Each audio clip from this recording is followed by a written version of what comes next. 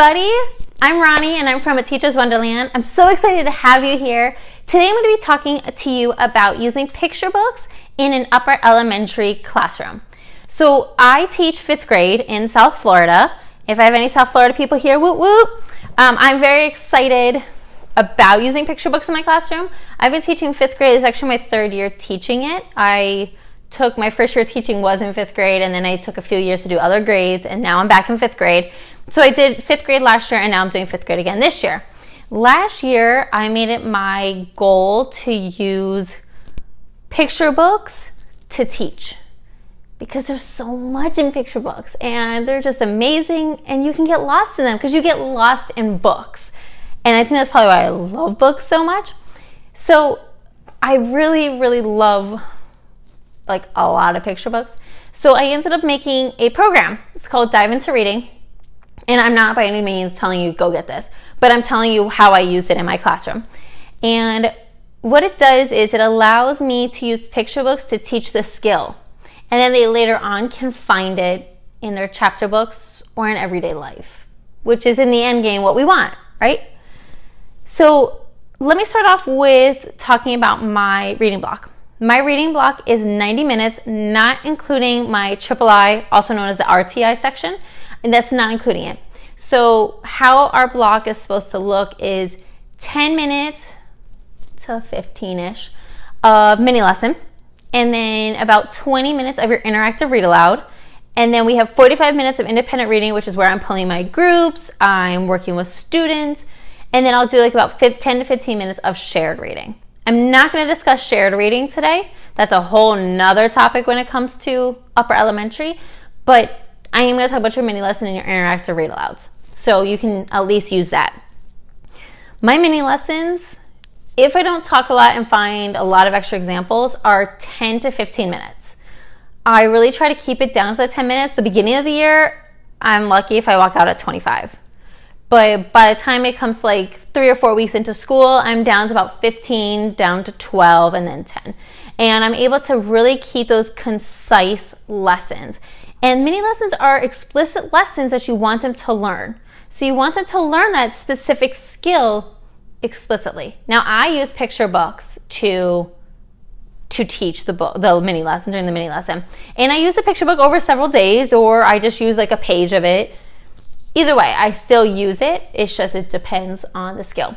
All of my picture books are based on the week. And I actually store them like this. You can see it's a plastic bag, and I literally just get like a Ziploc frozen gallon bag, and I put all the books inside of it. I write September week 1, and then I write the skill as well. So I know that this is my September week 1, and don't worry, I'm going to show you how I use it. And then I usually put my lesson plans inside the baggie as well, along with the labels for their questions inside there as well. And I'll walk you through all that in a couple of minutes. And that's going to be part of their interactive read aloud. So my mini lessons are concise, but I always have the bag, so literally once I'm done, I can just drop them in the bag, put them away until next year. And sometimes like the kids like to read those books extra, and I say, okay, here's the bin. You can go look in the bin, but you have to put it back in the correct spot. And they're usually really, really good about it, so I don't have to worry about it. Now my interactive read aloud is usually a chapter book, like this guy. This is like one of my favorite books, City of Ember. Read it. It's like one of those books that you're gonna fall in love with the characters, you fall in love with their message and everything that they have in this book. So it's a really good book. So for September, the Dive Into Reading unit would be City of Ember. This is our chapter book. Now we're doing figurative language, and they have figurative language all throughout this book. And that's what's awesome about it, is that the kids will see it inside chapter books. So they go hand in hand with each other, which is a great thing to do. So let me talk about your mini lesson. I'm going to start off with, I'm going to show you the books that I'm using for figurative language. There are 3 for the first week, and then there are 3 or 4 for the second week. I don't remember. You have parts, and just kind of give you guys a little snippet. And then you have Tap Tap Boom Boom, which is going to be onomatopoeia. And then we do like a fun activity that gets them doing the sounds. I get them I actually, honestly, I show them the old Adam West Batman. Remember the TV show? And I show them how he goes, pow, zam, zip, when he punches people, because you can't have violence on TV shows back then. So I do show them that. And it's really cool because now it gives them the idea of like, oh, the word is making the sound. So I love this book. It's really cute. So I can go tap, tap, tap, boom, boom. So I like this one. The next one that I have is personification, and it's using the little red pen. And it has all the school supplies come to life. If you've never read this book, it's cute. If you're scared of movies like Toy Story, don't read this book because all of the objects come to life. It's mildly freaky, but it's a really good book. It's by Janet Stevens. So if you don't own this one, check that one out.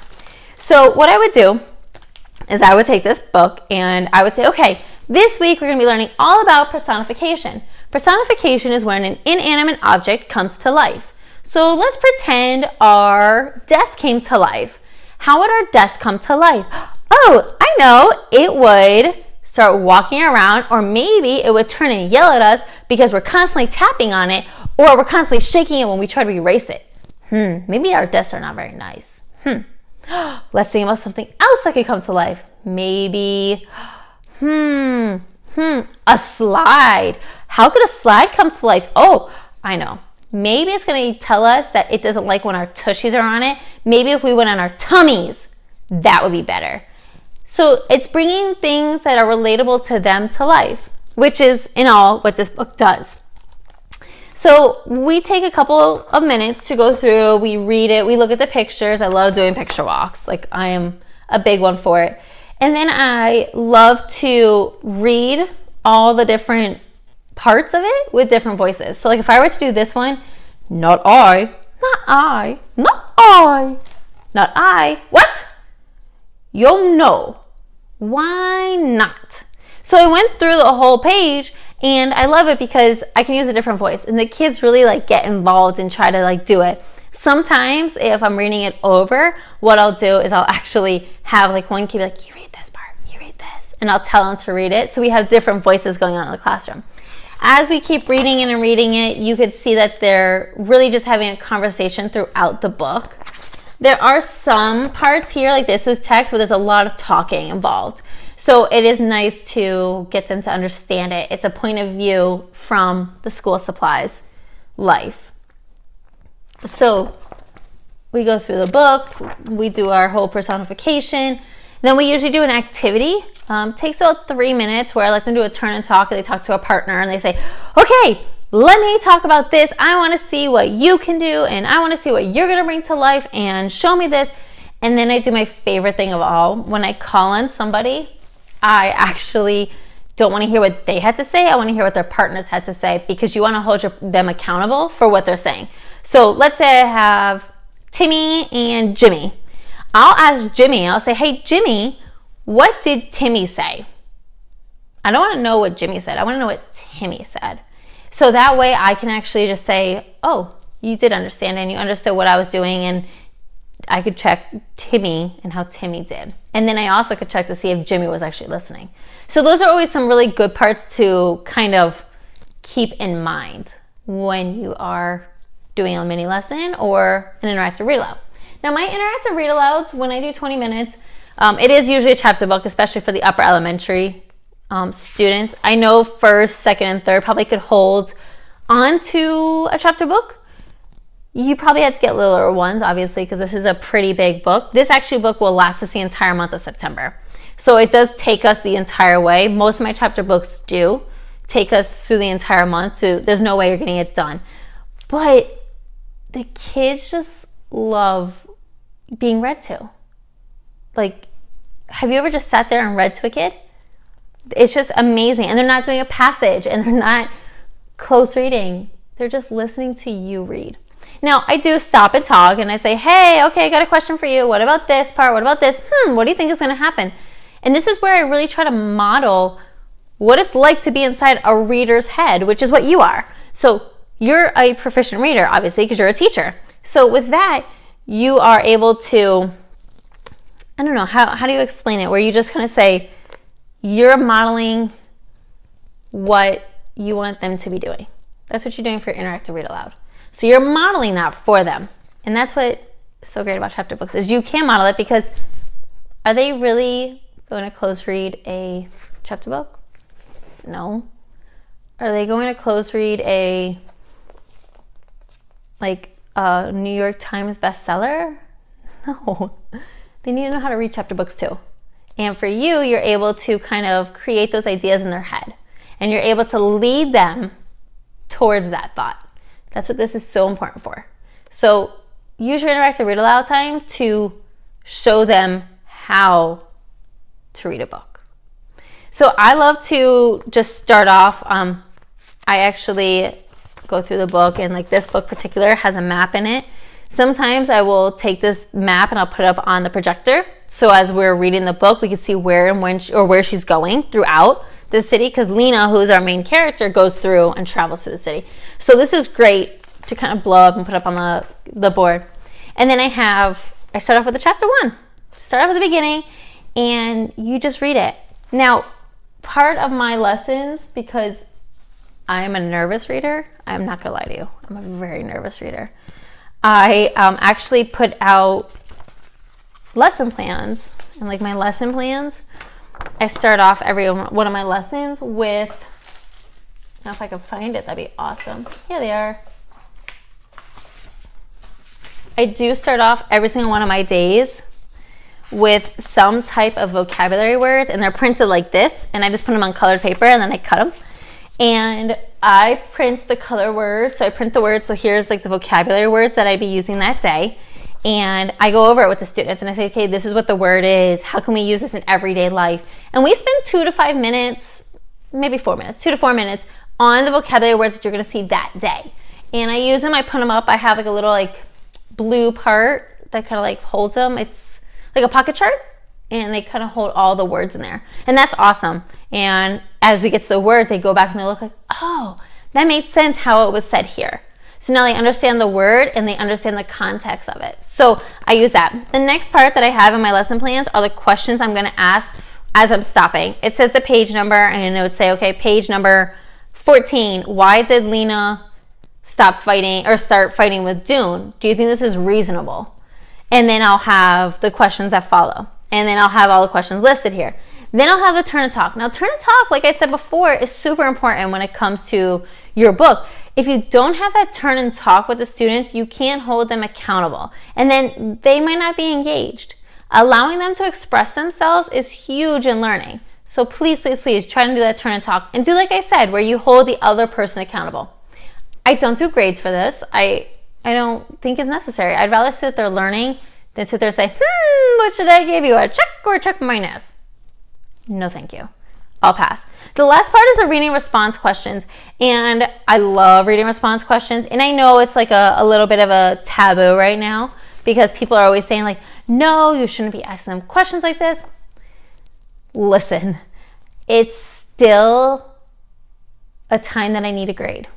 And I do need a grade. Do I like having a question after each time? Not necessarily. Do I do it every time? No, not at all. But I like to see that the kids are understanding the message that was just said. And I don't necessarily always need a grade, but I like to see what they're writing.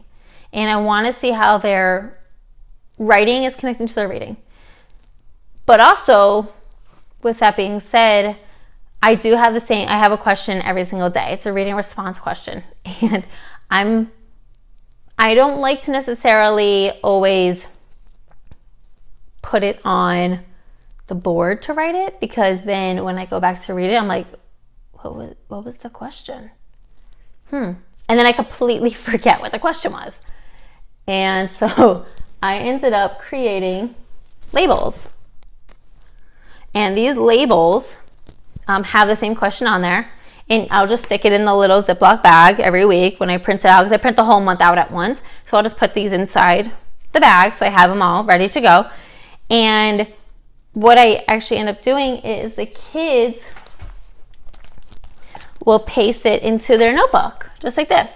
And then they respond underneath it. And they keep it in order so I could just keep track of it. And whenever I collect their notebooks once a week, I can see what their response was. So that's super, super helpful. And then I always have that on the reading response, like right here.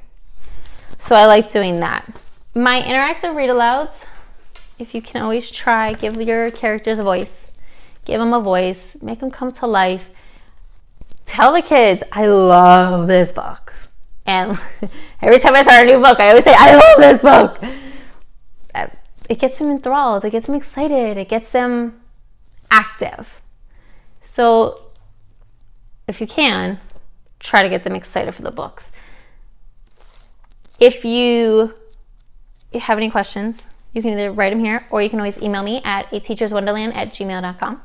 I hope that this cleared up some mini lesson questions and some interactive read alouds. When school starts, which is going to be in 2 or 3 weeks, I will videotape myself doing a mini lesson so you can actually see what it looks like to do the mini lesson and to see it come to life. It'll take a little bit for me to get to that point because I do have to obviously start out my school year. But more than anything is I want you to be able to see what my mini lesson entails and a little snapshot of it. Have a great one, everybody. I'll see you soon.